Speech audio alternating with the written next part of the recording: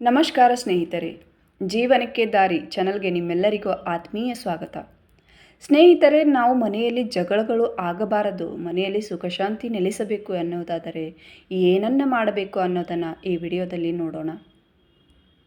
ಪ್ರತಿಯೊಬ್ಬ ವ್ಯಕ್ತಿಯು ತನ್ನ ಮನೆಯಲ್ಲಿ ಸಂತೋಷ ಮತ್ತು ಶಾಂತಿಯನ್ನು ಬಯಸುತ್ತಾನೆ. ತನ್ನ ಮನೆಯಲ್ಲಿ ಜಗಳ ಮತ್ತು ಸಂಘರ್ಷಗಳು ಆಗಬಾರದು ಎಂದು ಎಲ್ಲರೂ ಬಯಸುತ್ತಾರೆ.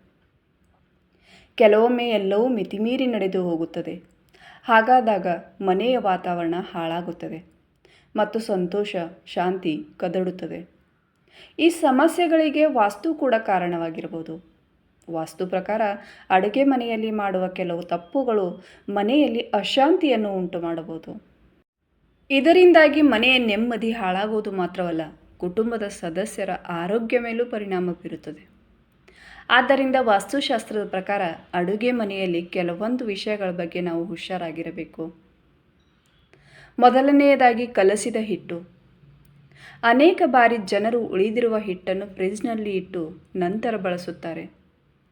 ಹಾಗೆ ಮಾಡುವುದರಿಂದ ಆರೋಗ್ಯಕ್ಕೆ ಹಾನಿಕಾರಕ ಮಾತ್ರ ಅಲ್ಲ, ಶನಿ ಮತ್ತು ರಾಹುಗಳ ಮೇಲೆ ನಕಾರಾತ್ಮಕ ಪರಿಣಾಮ ಬೀರುತ್ತದೆ. ಶಾಸ್ತ್ರಗಳ ಪ್ರಕಾರ ಬೆರೆಸಿದ ಹಿಟ್ಟನ್ನು ಇಟ್ಟುಕೊಳ್ಳುವುದು ತಪ್ಪು ಎಂದು ಪರಿಗಣಿಸಲಾಗುತ್ತದೆ.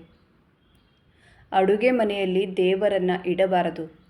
ದೇವರ ಮನೆಯನ್ನು ಅಡುಗೆ ಮನೆಯಲ್ಲಿ ಇಡಬಾರದು. ಅಡುಗೆ ಮನೆ ತಾಯಿ ಅನ್ನಪೂರ್ಣೆಯ ಸ್ಥಳ. ಅಗ್ನಿ ದೇವರು ಕೂಡ ಇಲ್ಲಿ ನೆಲೆಸುತ್ತಾರೆ. ಆದರೆ ವಾಸ್ತು ಪ್ರಕಾರ ಅಡುಗೆ ಮನೆಯಲ್ಲಿ ದೇವರ ಮನೆಯನ್ನು ನಿರ್ಮಿಸಬಾರದು.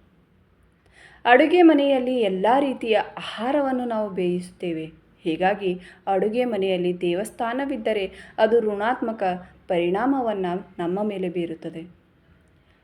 ಮುರಿದು ಮತ್ತು ಬಿರುಕುಗೊಂಡ ಪಾತ್ರೆಗಳನ್ನು ಕೂಡ ನಾವು ಇಡಬಾರದು. ವಾಸ್ತು ಪ್ರಕಾರ ಬಿರುಕು ಬಿಟ್ಟ ಮತ್ತು ಒಡೆದ ಪಾತ್ರೆಗಳನ್ನು ಅಡುಗೆ ಮನೆಯಲ್ಲಿ ಇಟ್ಟುಕೊಳ್ಳುವುದು ಸರಿಯಲ್ಲ. ಇದು ಮನೆಯ ಆರ್ಥಿಕ ಸ್ಥಿತಿಯನ್ನು ಹದಗೆಡಿಸುತ್ತದೆ ಮತ್ತು ಸಾಲವನ್ನು ಕೂಡ ಹೆಚ್ಚಿಸುತ್ತದೆ. ಇದರೊಂದಿಗೆ ಪರಸ್ಪರ ಭಿನ್ನಾಭಿಪ್ರಾಯಗಳು ಕೂಡ ಹೆಚ್ಚಾಗುತ್ತವೆ. ವಾಸ್ತುಶಾಸ್ತ್ರದ ಪ್ರಕಾರ ಅಡುಗೆ ಮನೆಯೊಳಗೆ ಶೂ ಮತ್ತು ಚಪ್ಪಲಿಗಳನ್ನು ತರಬಾರದು. ಅಡುಗೆ ಮನೆಯಲ್ಲಿ ಶೂ ಮತ್ತು ಚಪ್ಪಲಿಗಳನ್ನು ಧರಿಸಿದರೆ ಋಣಾತ್ಮಕ ಪರಿಣಾಮವನ್ನು ಬೀರುತ್ತದೆ. ಈ ಕಾರಣದಿಂದಾಗಿ ಕೊಳಕು ಮತ್ತು ರೋಗಾಣುಗಳು ಅಡುಗೆ ಮನೆಗೆ ತಲುಪುತ್ತವೆ. ಅಲ್ಲದೆ ತಾಯಿ ಅನ್ನಪೂರ್ಣ ಅಡುಗೆ ಮನೆಯಲ್ಲಿ ವಾಸಿಸುತ್ತಾಳೆ ಮತ್ತು ಅವಳು ಶೂ ಮತ್ತು ಚಪ್ಪಲಿ ಧರಿಸುವುದರಿಂದ ಅವಮಾನಿತಳಾಗುತ್ತಾಳೆ. ಅಡುಗೆ ಮನೆಯಲ್ಲಿ ಔಷಧಿಗಳನ್ನು ಇಡಬಾರದು. ಸಾಮಾನ್ಯವಾಗಿ ಅನೇಕ ಜನರಿಗೆ ಅಡುಗೆ ಮನೆಯಲ್ಲಿ ಔಷಧಿಗಳನ್ನು ಇಟ್ಟುಕೊಳ್ಳುವ ಅಭ್ಯಾಸವಿರುತ್ತದೆ. ಆದರೆ ಹೀಗೆ ಮಾಡುವುದು ತಪ್ಪು. ವಾಸ್ತುಶಾಸ್ತ್ರದ ಪ್ರಕಾರ ಔಷಧವನ್ನು ಅಡುಗೆ ಮನೆಯಲ್ಲಿ ಇಡಬಾರದು. ಹಾಗೆ ಮಾಡುವುದರಿಂದ ರೋಗ ಹೆಚ್ಚಿಸುವ ಸಾಧ್ಯತೆ ಇದೆ ಎನ್ನಲಾಗಿದೆ. ಆರೋಗ್ಯದ ಸಮಸ್ಯೆಯಿಂದಾಗಿ ಚಿಕಿತ್ಸೆಗೆ ಸಾಕಷ್ಟು ಹಣ ಖರ್ಚಾಗಬಹುದು. ಈ ಕಾರಣದಿಂದಾಗಿ ಮನೆಯಲ್ಲಿ ಹಣಕಾಸಿನ ಸಮಸ್ಯೆಗಳನ್ನು ಎದುರಿಸಬೇಕಾಗಬಹುದು. ಹಿರಿಯರನ್ನು ಗೌರವಿಸುವ ಮನೆ. ಲಕ್ಷ್ಮೀದೇವಿ ನೆಲೆಸಿರುವ ಮನೆಯಲ್ಲಿ ಹಣ ಮತ್ತು ಆಹಾರದ ಕೊರತೆ ಇರುವುದಿಲ್ಲ. ಅಲ್ಲಿ ಜನರು ಯಾವಾಗಲೂ ಸಂತೋಷದಿಂದ ಮತ್ತು ಸಮೃದ್ಧರಾಗಿರುತ್ತಾರೆ. ಹಿರಿಯರನ್ನು ಗೌರವಿಸುವ ಮನೆಯಲ್ಲಿ ಲಕ್ಷ್ಮೀದೇವಿ ನೆಲೆಸಿರುತ್ತಾಳೆ. ಅಂತಹ ಮನೆಗೆ ಏನೂ ಕೊರತೆ ಇರುವುದಿಲ್ಲ. ಆಹಾರವನ್ನು ಗೌರವಿಸುವ ಮನೆ. ನಾವು ಯಾವಾಗಲೂ ಆಹಾರವನ್ನು ಗೌರವಿಸಬೇಕು. ಆಹಾರವನ್ನು ಎಂದಿಗೂ ತಟ್ಟೆಯಲ್ಲಿ ಬಿಡಬಾರದು. ಲಕ್ಷ್ಮೀದೇವಿಯು ಯಾವಾಗಲೂ ಆಹಾರವನ್ನು ಗೌರವಿಸುವ ಮತ್ತು ಆಹಾರವನ್ನು ವ್ಯರ್ಥ ಮಾಡದ ಮನೆಯಲ್ಲಿ ವಾಸಿಸುತ್ತಾಳೆ. ಅಂತಹ ಮನೆಯನ್ನು ಅವಳು ಎಂದಿಗೂ ಬಿಟ್ಟು ಹೋಗುವುದಿಲ್ಲ. ಧಾರ್ಮಿಕ ನಂಬಿಕೆಗಳ ಪ್ರಕಾರ ಆಹಾರವನ್ನು ದೇವರ ರೂಪವೆಂದು ಪರಿಗಣಿಸಲಾಗುತ್ತದೆ. ಆದ್ದರಿಂದ ಆಹಾರವನ್ನು ಎಂದಿಗೂ ಅತಿಯಾಗಿ ದುರುಪಯೋಗಪಡಿಸಬಾರದು. ಆಹಾರವನ್ನು ಎಂದಿಗೂ ಎಸೆಯಬಾರದು. ಊಟದ ಸಮಯದಲ್ಲಿ ನಿಮಗೆ ಬೇಕಾದಷ್ಟು ಮಾತ್ರ ತಟ್ಟೆಯಲ್ಲಿ ಹಾಕಿಕೊಳ್ಳಿ. ಗಂಡ ಹೆಂಡತಿ ನಡುವೆ ಪ್ರೀತಿ ಇರುವ ಮನೆ. ಪತಿ ಪತ್ನಿಯರು ಪರಸ್ಪರ ಪ್ರೀತಿ ಮತ್ತು ಗೌರವದಿಂದ ವರ್ತಿಸುವ ಮನೆಯಲ್ಲಿ ಯಾವಾಗಲೂ ಸಮೃದ್ಧಿ ಮತ್ತು ಸಂತೋಷ ಇರುತ್ತದೆ. ಅಂತಹ ಮನೆಗಳಲ್ಲಿ ವಾಸಿಸಲು ಲಕ್ಷ್ಮೀದೇವಿಯು ಇಷ್ಟಪಡುತ್ತಾಳೆ. ಪ್ರತಿನಿತ್ಯ ಗಂಡ ಹೆಂಡತಿ ಜಗಳವಾಡುವ ಮನೆಯಲ್ಲಿ ಲಕ್ಷ್ಮೀದೇವಿ ನೆಲೆಸುವುದಿಲ್ಲ. ಆ ಮನೆಯವರ ಮೇಲೆ ಲಕ್ಷ್ಮೀದೇವಿ ಕೋಪಳಾಗುತ್ತಾಳೆ.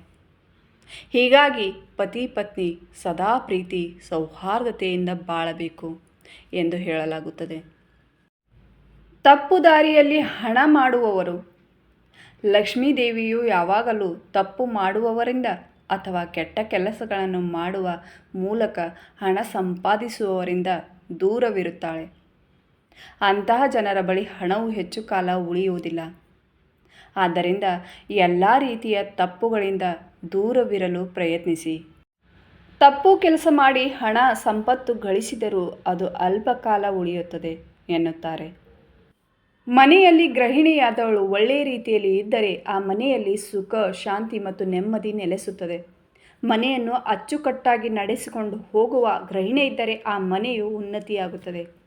ಹಾಗಾಗಿ ಈ ಒಂದು ವಸ್ತುವನ್ನು ಗೃಹಿಣಿಯರು ಸದಾ ತನ್ನ ಕಾಲಿಗೆ ಧರಿಸಿದರೆ ಆ ಮನೆಗೆ ಶುಭವಾಗುತ್ತದೆ. ಆ ವಸ್ತು ಯಾವುದೆಂದರೆ ಬೆಳ್ಳಿಯ ಕಾಲ್ಗೆಜ್ಜೆ.